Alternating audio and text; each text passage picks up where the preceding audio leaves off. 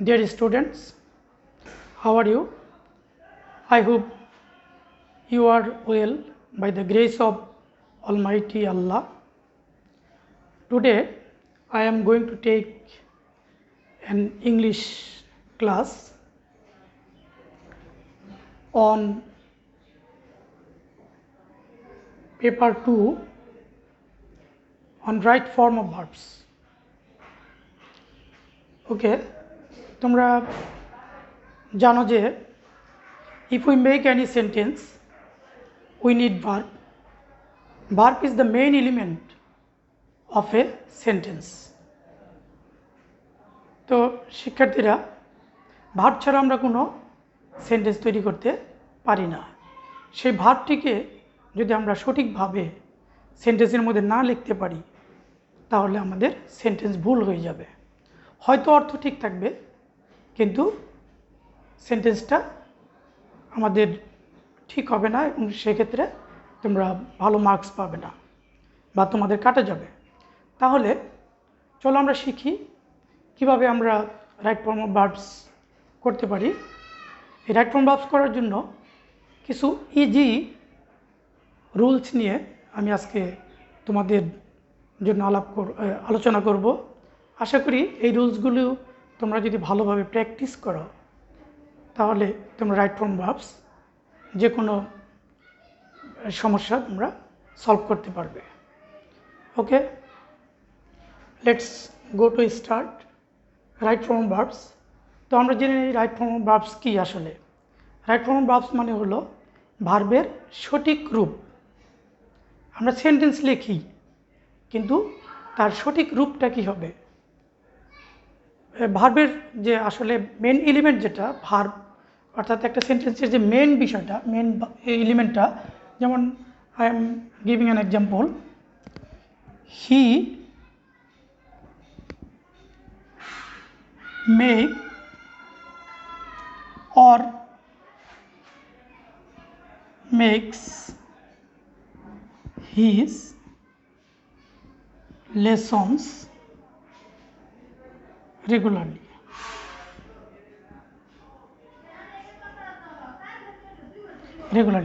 He make or makes. There is a verb in this sentence, make. এখানে make ভার্বটি ব্যবহার করা হয়েছে, মানে সাবজেক্টের পর মেক। তো এখানে মেক হবে না মেক্স হবে এটা আমাদের জানতে হবে। আমরা যদি লিখি এখানে যে make, it will be mistake. If we write makes, the answer will be correct. অর্থাৎ এখানে হবে মেক্স। কেন মেক্স হবে সেটা আমাদের জানার জন্য, এই জন্যই হলো রুল মূলত। যেমন এখানে সাবজেক্ট হলো হি, আমরা জানি প্রেজেন্ট ইনডিফিনিট টেন্সে সাবজেক্টে যদি থার্ড পারসন সিঙ্গুলার নাম্বার হয় তাহলে ভার্বের সাথে এস বা ইএস যোগ করতে হয়। So the answer will be like this. অ্যান্সারটা হবে makes. Okay, in this way আমরা রাইট ফর্ম ভার্বস করতে পারি। তো তার জন্য আমাদের কিছু সহজ নিয়ম শেখা আসলে উচিত। রাইট ফর্ম ভার্বসের অনেকগুলো নিয়ম আছে কিন্তু সব নিয়ম তো পরীক্ষার মধ্যে আসে না। তো পরীক্ষার জন্য যে আমাদের কিছু নিয়ম আমাদের বেছে নিতে হবে, যে রুলসগুলো শিখলে আমরা সহজে পরীক্ষার মধ্যে আমরা আমাদের যে সমস্যাগুলো আছে রাইট ফর্ম ভার্বসের শূন্যস্থানের, সেই সমস্যাগুলো যেন আমরা সলভ করতে পারি। তো চলো আমরা দেখি কী কী এই আছে নিয়মগুলো আছে, সেই নিয়মগুলো। তো ফার্স্টলি আমি একটা নিয়ম লিখতে পারি এখানে, তোমরা দেখো, modal auxiliary verbs. You know about modal auxiliary verbs. Modal auxiliary ভার্বসগুলো কোনগুলা? Can, could, may, might, shall, should,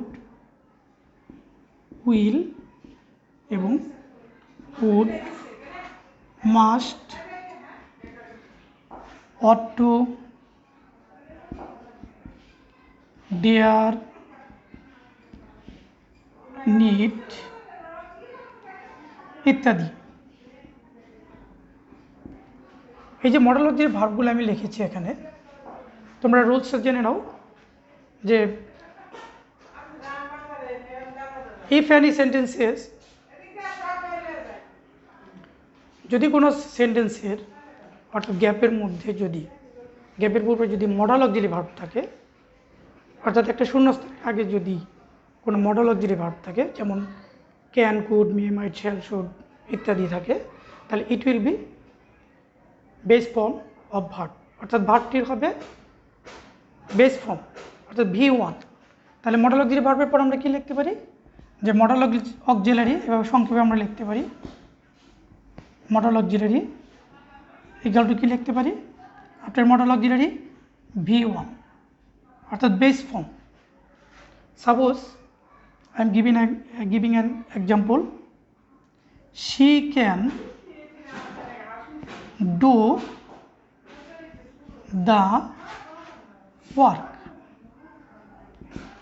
সে কাজটি করতে পারে। So can is model auxiliary and this one is main verb.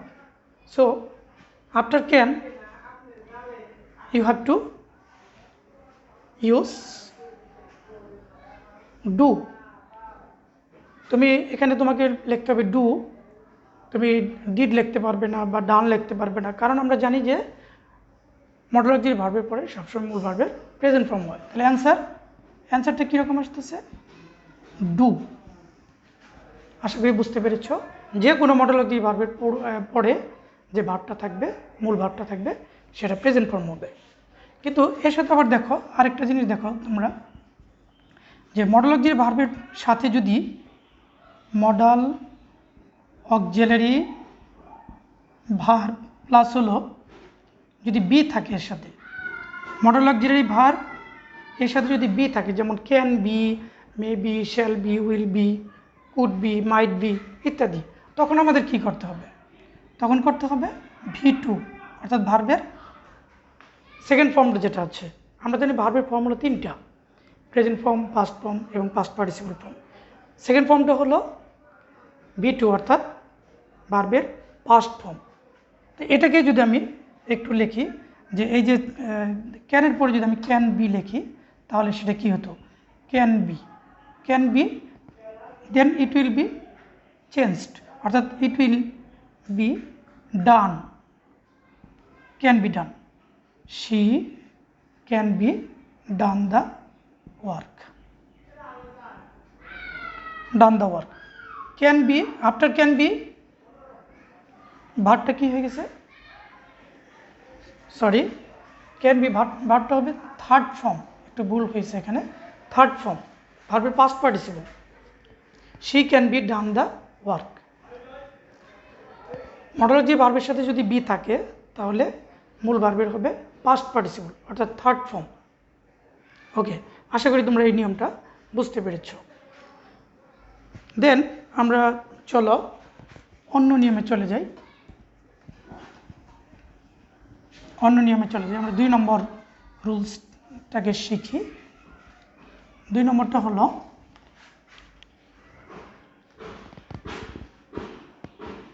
Have verb অর্থাৎ টু হ্যাভ ভার্ব, এই to have ভার্বের মধ্যে আছে হ্যাভ, হ্যাজ এবং হ্যাড, এগুলো টু হ্যাভ ভার্ব। অর্থাৎ টু হ্যাভ ভার্বের পরে আমরা শুধু যদি হ্যাভ থাকে, হ্যাভ, তাহলে আমরা লিখতে পারি হ্যাভ, হ্যাজ, এদের পর V3 লিখতে হবে, V3 হবে অর্থাৎ ভার্বের পাস্ট পার্টিসিপল হবে। After have or has you have to use the third form of the verb অর্থাৎ ভার্বের থার্ড ফর্ম হবে, ভার্বের পাস্ট পার্টিসিপল হবে। I am giving an example, he has complete his work Okay, answer will be completed.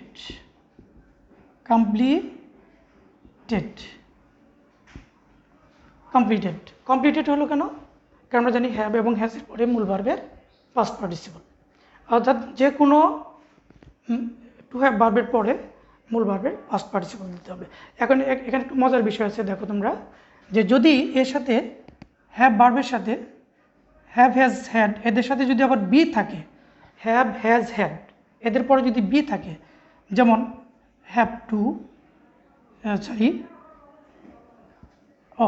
Have to যদি থাকে, অথবা has to, অথবা had to, এদের পরে হবে ভার্বের প্রেজেন্ট ফর্ম। ভার্বের প্রেজেন্ট ফর্ম হবে কী কী থাকলে? হ্যাভ টু, হ্যাজ টু এবং had two. Have to, has to এবং হ্যাড টু এদের পরে হবে ভার্বের প্রেজেন্ট ফর্ম, অর্থাৎ V1। যেমন he has to do the work, তাকে কাজটি করতে হয়েছিল। হ্যাজ টু, তাকে কাজটি করতে হয়। এখানে অ্যান্সারটা কী হবে? অ্যান্সারটা হবে ডু, প্রেজেন্ট ফর্ম। আমরা জানি যখন কোনো মূল ভার্বের আগে টু থাকে তখন মূল ভার্বটি প্রেজেন্ট ফর্ম হয়। ওকে, এর মধ্যে আবার আরেকটা তোমরা খেয়াল করো, যে বুঝতে পারবে সহজে, যে হ্যাভ টু, হ্যাজ টু এদের সাথে যদি আবার বি থাকে, have to, has to, had to, have to, has to, had to এদের পরে যদি বি থাকে, মানে প্রত্যেকটা ক্ষেত্রে যদি কি থাকে? বি, অর্থাৎ দেন কি হবে? ভার্বের থার্ড ফর্ম হবে, তখন ভার্বের পাস্ট পার্টিসিপল হবে। যেমন হি হ্যাজ টু, এখানে যদি আমি টু এর পরে যদি বি লিখতাম তাহলে এটাই কি দাঁড়াতো? ধরো আমরা এই উদাহরণটাকেই আমরা নিয়ে নিচ্ছি। এখানে যদি হ্যাজ টু বি, এটাকে যদি আমরা লিখি হ্যাজ টু বি, তাহলে অ্যান্সার উইল বি ডান। অ্যান্সারটা হয়তো তখন হয়তো ডান, অর্থাৎ has to be, have to be এবং হ্যাড টু বি এদের পরে মূল ভার্বের পাস্ট পার্টিসিপল হয়। ওকে, তোমরা দুটো নিয়ম শিখে গেলে। এখন আমরা পরবর্তী রুলে যাই। এগুলো পরীক্ষা আসেই, এই ধরনের যে নিয়মগুলো আছে এই নিয়মগুলো দিয়েই পরীক্ষার মধ্যে তোমরা পাইবা। এরপরে থার্ড নিয়ম যেটা আছে প্রিপোজিশন, অর্থাৎ after preposition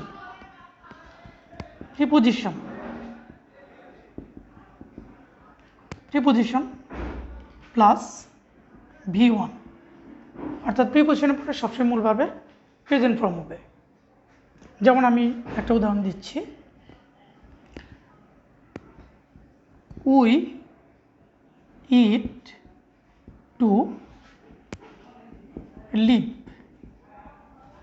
this is verb, এবং ভার্বের পূর্বে কি আছে? এখানে টু আছে, so verb will be present form.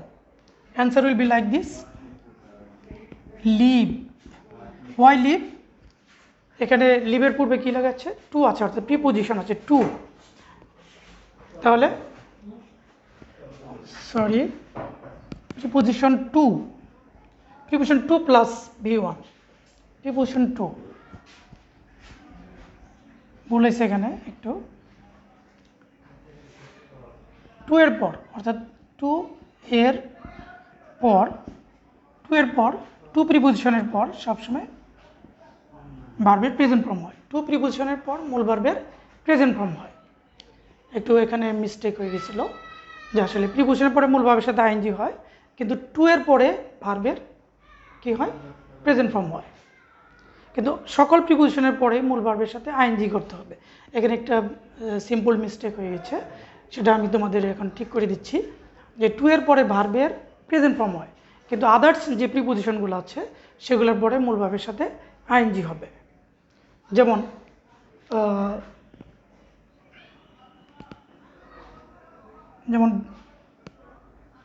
After reading, after taking,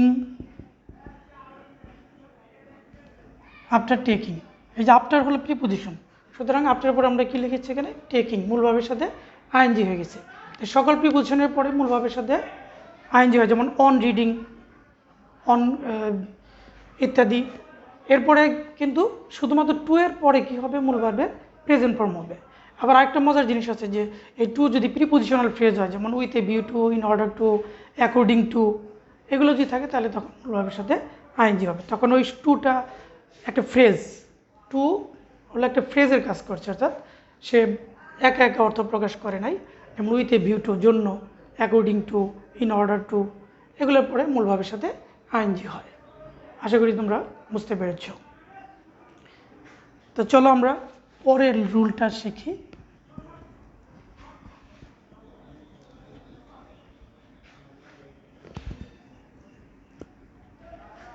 দেখো, অতীত শব্দ, যেমন অতীত নির্দেশক শব্দ, যেমন yesterday, ago, long since, before, long since before, এগুলো অতীত নির্দেশক শব্দ, অর্থাৎ এইগুলো দ্বারা আমরা অতীত সময়কে বুঝি। সুতরাং সেক্ষেত্রে এগুলো যখন তুমি সেন্টেন্সে উল্লেখ পাবে, অর্থাৎ অতীত সময়ের নির্দেশ পাবে, তখন এই ভার্বটি হবে পাস্ট ফর্ম। যেমন উদাহরণ দিচ্ছি আমি, ফাদার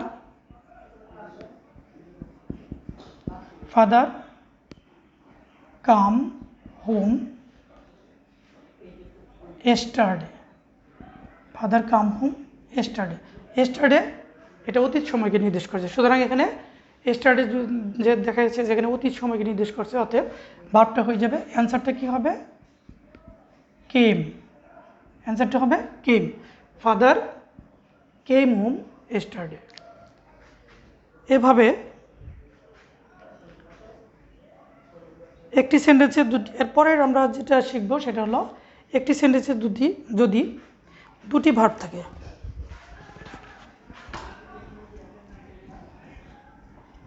একটি সেন্টেন্সে দুটি ভার্ব থাকলে পরের ভার্বের সাথে আইএনজি করতে হবে। একটি সেন্টেন্সে দুটি ভার্ব থাকলে